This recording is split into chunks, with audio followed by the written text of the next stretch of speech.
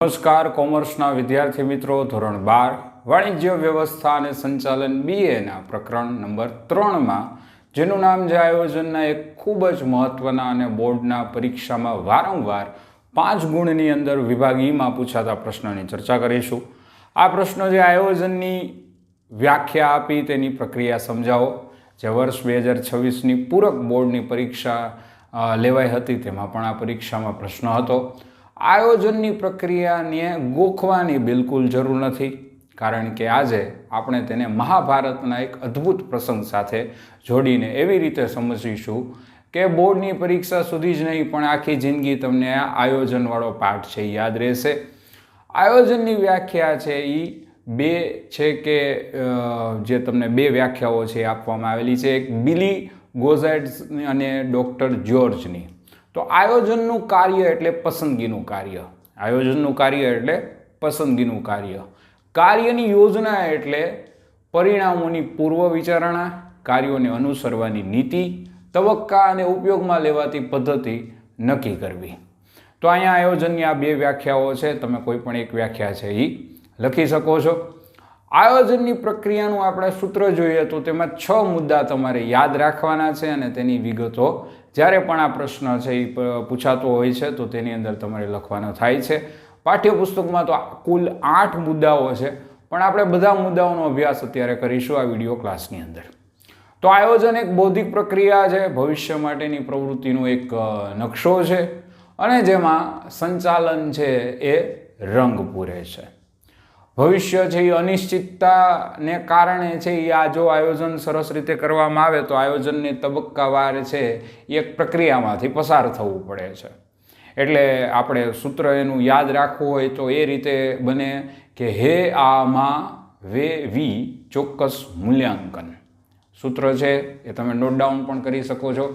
હે આમાં વે વી ચોક્કસ મૂલ્યાંકન એઆઈથી બનાવેલું સૂત્ર છે. હવે એઆઈનો ઉપયોગ છે એ આપણે અભ્યાસલક્ષી પણ કરી શકીએ છીએ. તો પહેલો જે મુદ્દો છે હે એટલે હેતુ નિર્ધારણ. આયોજનનો પ્રથમ તબક્કો હેતુ નિર્ધારણનો છે, માટે જ તે કહેવામાં આવે છે કે હેતુની પસંદગી યોગ્ય રીતે થઈ હોય તો જ તે આયોજનનો સંચાલકોને ઉપયોગી નીવડી શકશે. જેમ કે અત્યારે આપણે વાત કરીએ તો તાજેતરમાં જ તે રિલાયન્સ કંપનીની 49મી સામાન્ય સભા થઈ હતી કે જેની અંદર રિલાયન્સે નક્કી કર્યું કે આપણે સ્વદેશી અર્થનો એક ઉપગ્રહ છે એ અવકાશની અંદર તરતા મૂકવાની યોજના છે એ બનાવી છે. કંપનીએ જાહેરાત કરી જેથી દેશના અંતરિયાળ વિસ્તારોમાં બ્રોડબેન્ડ અને ટેલિકોમ સેવાઓનું વિસ્તરણ છે એ થઈ શકે. તો જીઓ છે એ તેના માટે છે એ 1600થી વધુ ઉપગ્રહો છોડવા માંગે છે, જે અમેરિકાની એલન મસ્કની સ્કાયમેટ સાથે સીધી સ્પર્ધા કરશે. તો કંપની અહીં શું કરે છે, આયોજનનો હેતુઓ છે એ વ્યવહારિક હોવા જોઈએ, એટલે તે વાસ્તવિક અને બુદ્ધિગમ્ય રીતે પોતે કામ કરવાની શરૂઆત છે એ કરે છે. બુદ્ધિગમ્ય રીતે અને હેતુગત રીતે વાસ્તવિક પોતાનું સાબિતી કરે છે. બીજી મુદ્દો છે આયોજનના આધાર સ્પષ્ટ કરવા. આધાર વગર છે આયોજન છે એ નકામું છે. તો હેતુઓની સ્પષ્ટતા થઈ ગઈ, પછી આયોજનને પાર પાડવા માટે તેના આધારોની સ્પષ્ટતા જરૂરી છે. આધારો એટલે અનુમાન, જે ભવિષ્ય સાથે છે એ સંકળાયેલા છે, અથવા પૂર્વધારણાઓ પણ કહી શકીએ. એકમની અસરો કરતા આંતરિક અને બાહ્ય પરિબળોને ધ્યાનમાં રાખીને પૂર્વધારણાઓ આયોજન બનાવતી વખતે આયોજનના પાસાઓ સાથે સંકળાવવામાં આવે છે.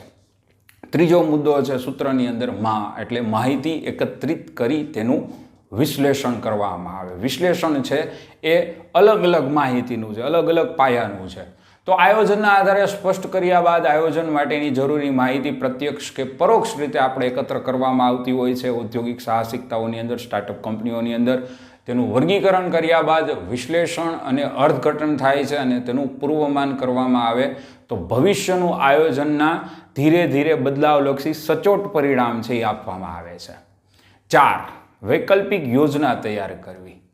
જરૂરી માહિતી એકત્રિત તો થઈ ગઈ, વિશ્લેષણ અને અર્થઘટન પણ થઈ ગયું, પણ જો એ આયોજન છે એ જે વિશ્લેષણ અને અર્થઘટન કર્યું છે એ અનુરૂપ ન થાય તો એક બીજી અન્ય વૈકલ્પિક યોજનાનું ઘડતર પણ જરૂરી છે, જે આપણે મહાભારતની અંદર એક પ્રસંગ દ્વારા છે એ સમજશે. મહાભારતની અંદર શ્રી કૃષ્ણ એક કુશળ આયોજક છે. આયોજનની અંદર સૌથી શ્રેષ્ઠ છે એ ગણવામાં આવે છે. તેઓ પાંડવો અને કૌરવો બંને પક્ષની અંદર ધ્યેય પ્રાપ્ત કરવા માટે બે સ્પષ્ટ વિકલ્પો આપે છે. એક એ વિકલ્પ છે નારાયણી સેના, જેની પાસે વિશાળ ભૌતિક બળ છે, અને બી નિશસ્ત્ર શ્રી કૃષ્ણ, જેનું બુદ્ધિ, બળ અને માર્ગદર્શન એ પાંડવોને પક્ષને મળે છે. વિકલ્પ એની પસંદગી દુર્યોધન કરે છે, અને જ્યારે દુર્યોધન પરત ફર્યો તો બધા તેને કહેવા લાગ્યા કે આપણું કામ થઈ ગયું. ત્યારે કર્ણ ઉત્સુકતાથી દુર્યોધનને પૂછ્યું કે તમે શું માંગ્યું, જે વિકલ્પ એ કે વિકલ્પ બી? ત્યારે દુર્યોધન કહે છે કે મૂર્ખ, અર્જુને તો શ્રી કૃષ્ણને માંગી લીધા અને આપને જે જોઈતું હતું તે આપને મળી ગયું. આપને સશસ્ત્ર નારાયણી સેના છે એ મળી છે. આ સાંભળીને કર્ણ છે એ તદ્દન નિરાશ થઈ ગયો અને બોલ્યો કે મિત્ર દુર્યોધન, તને ખબર છે તે શું ગુમાવ્યું છે? તે વિશ્વના એક શ્રેષ્ઠ સારથીને ગુમાવ્યો છે. જો તું શ્રી કૃષ્ણને આપણા માટે માંગી લાવે અને શ્રી કૃષ્ણ મારા રથના સારથી બને તો તમારે બધાએ માત્ર ને માત્ર આરામ કરવાનો જ રહેત. વિજય પ્રાપ્ત કરવા માટે એકલો કર્ણ પૂરતો હતો. તે શ્રી કૃષ્ણના રૂપમાં વિશ્વનો એક શ્રેષ્ઠ સારથી ગુમાવ્યો છે. રથી ભલે ગમે તેટલા કુશળ હોય, સર્વોત્તમ સારથી હોવો જરૂરી છે, અને સર્વોત્તમ સારથી એ ભગવાન શ્રી કૃષ્ણ છે. મિત્ર દુર્યોધન આ વાત ન ગમી. તે બોલ્યો, શું કહે છે? શ્રી કૃષ્ણની તુલનામાં દુનિયામાં બીજો કોઈ સારથી જ નથી? ના, નથી. જો બીજા ક્રમનો વિશ્વનો શ્રેષ્ઠ સારથી છે ખરો, પણ એ પણ અત્યારે આપણા પક્ષમાં નથી. તે પાંડવોના પક્ષમાં છે, અને જેનું નામ છે શલ્ય, જે સંબંધોમાં પાંડવોના મામા થાય છે, અને એ પણ પાંડવોના પક્ષમાં છે. તો મિત્ર દુર્યોધન કહે છે કે શલ્યથી તારું કામ યુદ્ધની અંદર, મહાભારતની અંદર, ભવિષ્યની અંદર ચાલશે? તો કર્ણએ કહ્યું કે હા, કૃષ્ણ તો હવે આપણી પાસે રહેવાના નથી, તેથી શલ્ય પણ જો સારથીના રૂપમાં મળી જાય તો સારું છે. કૌરવોના કુશળ સંચાલક એવા મામા શકુની અને બધા મળીને એક ષડયંત્ર રચે છે. અહીંયા આયોજન સાથે જ સંકળાયેલી બાબત છે. શલ્ય આવી રહ્યા હતા ત્યારે દુર્યોધન તેના સ્વાગત માટે માર્ગમાં બધી જ તે વ્યવસ્થા છે એ કરી દે છે. કૌરવોએ માર્ગમાં જે તેનું સ્વાગત છે એ કર્યું, ભોજન છે એને સ્વીકાર્યું, અને આદર સત્કારપૂર્વક મહારાજને કહેવામાં આવ્યું કે તમે કોના પક્ષમાં લડશો? તો શલ્ય ક્રોધમાં કહ્યું કે તમે કોણ છો આવું પૂછવાવાળા? દુર્યોધન મિત્રએ કહ્યું કે તમારા માર્ગમાં અમે બધી વ્યવસ્થા કરી અને અમે તમારા માટે સ્વાગતની બધી વ્યવસ્થા કરી. તો શલ્યએ કહ્યું કે આ તમે શું કહો છો? તેમણે કહ્યું કે હા, અમને એવા સમાચાર મળ્યા કે તમે અમારા પક્ષ તરફથી લડવા આવી રહ્યા છો. આ કેવી રીતે બની શકે? તો કહે કે અમને પણ આ વાતનું એક આશ્ચર્ય થયું, પરંતુ અમને સમાચાર મળ્યા તો અમે વિચાર્યું કે તમારા યથાયોગ્ય સ્વાગત થવું જોઈએ. હવે સ્વાગત થઈ ગયું છે, તમને કાંઈ તકલીફ ન પડી. શલ્ય દુઃખી થઈ ગયા. સ્વાગતના ચક્કરમાં આવો કૌરવોના પક્ષમાં છે એ લડવું પડશે. તેઓએ કૌરવોનું અન્ન ખાધું. તો સંચાલક મંડળના જે મામા શકુની છે એને જે શલ્ય છે તેને કહ્યું કે અમારા તરફથી તમારે અમારી વ્યવસ્થાની અંદર જોડાવવું પડશે. તમારી વ્યવસ્થામાં કોઈ કષ્ટ નથી થયો ને હવે તમે અમારું અન્ન પણ ખાધું છે. તમારું જે ધર્મ છે એ હવે અમારી સાથે છે. તો અમારા માટે જે ઉચિત લાગે તે તમે કરો, તેવું મામા શકુની કહે છે. તો જેનું અનુગ્રહણ કર્યું હોય તેની સામે લડવું એ તો નમક હરામી કહેવાય. તો કૌરવોએ આવું ષડયંત્ર રચી શલ્યને પોતાના પક્ષમાં તો કરી લીધા, પણ પાંડવો જે છે એ શલ્યને આગળ મળવાના હતા. તો મામાને જોઈને પાંડવો પણ પ્રસન્ન થઈ જાય છે આગળ જતા, અને શલ્ય બધી વાત કરે છે, અને એ તે ચિંતિત સ્વરૂપે શલ્ય A to Z બધી વાત છે એ કરે છે. તો પાંડવો છે એ નિરાશ છે. આ તરફ છે એ મામા શકુની અને મિત્ર દુર્યોધન છે એ ખુશ છે. પણ હવે અહીંયા ખાસ વાત છે, આયોજન બદલે છે. જેમ પથ્થરથી માણેક બનાવવાની પ્રક્રિયા છે એ શરૂ થાય છે, એ જ રીતે પાંડવોના પક્ષની અંદર આયોજક બેઠો છે, જેનું નામ છે ભગવાન શ્રી કૃષ્ણ. તે બોલે છે કે તમારે તમારું ધર્મનું પાલન છે એ કરવાનું છે. તમે જાઓ પાંડવોના પક્ષમાંથી કૌરવોના પક્ષમાં, તમને લડવા માટે નહીં પરંતુ કર્ણના સારથી થવા માટે બોલાવવામાં આવ્યા છે, જે એક વૈકલ્પિક યોજનાનું વિશ્લેષણ અને અર્થઘટન છે. પાર્થ સારથી તરીકે ભગવાન શ્રી કૃષ્ણ કહે છે કે શલ્ય, તમે એક કામ તો કરી જ શકો છો. તમે કર્ણના સારથી બનવામાં આવે ત્યારે તમે તેને બિલકુલ સહયોગ ન કરતા, ફક્ત કર્ણને ક્રોધ આવે તેવું કરજો. આ ભગવાન શ્રી કૃષ્ણનો શલ્યને આદેશ હતો. શલ્યએ શ્રી કૃષ્ણની વાત માની લીધી અને જ્યારે ભવિષ્યમાં મહાભારત આવ્યું અને મહાભારતનો 11મો દિવસ જ્યારે કર્ણ યુદ્ધમાં પ્રવેશે છે, કર્ણ કહે છે કે શલ્ય, મારો રથ આ તરફ લઈ જા, અર્જુન પાસે લઈ જા. શલ્ય જે છે એ બીજા સાથે તેને લડાવી રાખે છે. રથ છે એ અર્જુન પાસે નથી લઈ જતો. કર્ણ છે એ વારંવાર છે એ અર્જુન તરફ રથ લઈ જવાની વાત કરે છે. કૌરવોએ કપટથી શલ્યને પોતાના પક્ષમાં કર્યા, તેથી તેમણે કૌરવોનો સહયોગ આપવાનું છે એ શલ્ય બંધ કરી દે છે. થોડા દિવસો યુદ્ધની અંદર છે એ કર્ણ ગુસ્સો થઈ જાય છે અને કહે છે કે હે શલ્ય, તું કેવો સારથી છો?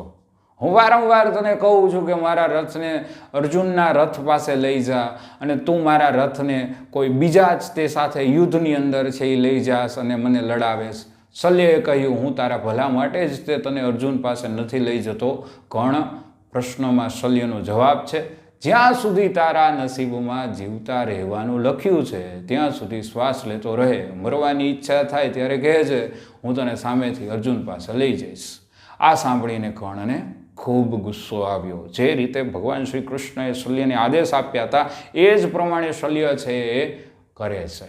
કર્ણને ક્રોધિત કરવાનું કામ શલ્યને સોંપવામાં આવ્યું હતું અને તે કામ સફળતાપૂર્વક શલ્ય સારથીએ કર્યું. આ હતી મહાભારતમાં આયોજનની એક નાનકડી વૈકલ્પિક યોજના તૈયાર કરવાની નીતિ.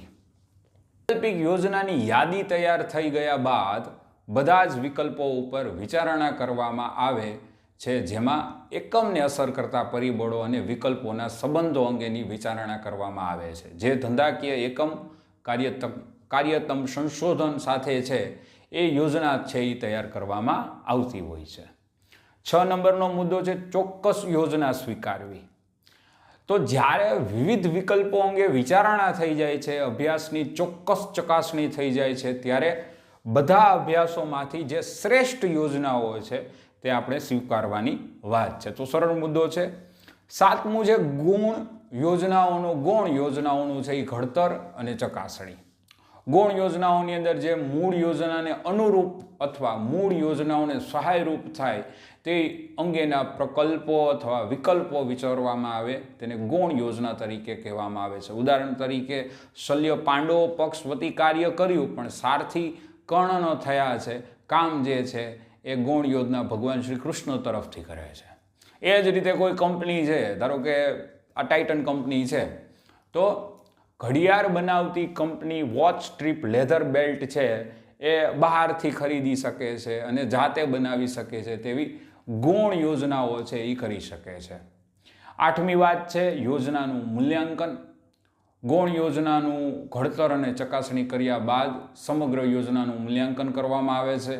એકમમાં જ્યારે જરૂર જણાય ત્યારે ત્યાં યોજનાનું મૂલ્યાંકન માટે નિષ્ણાંતો અને સલાહકારોની મદદ લેવામાં આવે છે. અને ખાસ તબક્કાવાર આગળ વધવા માટે જુઓ અને આગળ વધો, લુક બિફોર યુ લીપનો સિદ્ધાંત છે એ તમને આપેલો છે. લુક બિફોર યુનો જે સિદ્ધાંત છે, લુક બિફોર યુ લીપનો સિદ્ધાંત, એ 2 ગુણની અંદર પણ વચ્ચે છે એ આવતો હોય છે. તો એની અંદર તમારી યોજનાનું મૂલ્યાંકન વિશેની વાત છે એ લખવાની હોય છે. તો તમે સૂત્ર યાદ રાખો, તેનું રિવિઝન છે એ વારંવાર કરો એટલે તમને આ પ્રશ્ન છે એ યાદ રહી જશે. ધોરણ 12 વાણિજ્ય વ્યવસ્થા સાથે આજે આટલું જ છે. ધોરણ 12ના વિદ્યાર્થીઓ જે વર્ષ 2026ની અંદર બોર્ડની પરીક્ષા આપવાના છે તેને જરૂરથી શેર કરજો અને નીરવ મંદિર ચેનલને અચૂકથી સબસ્ક્રાઈબ કરજો.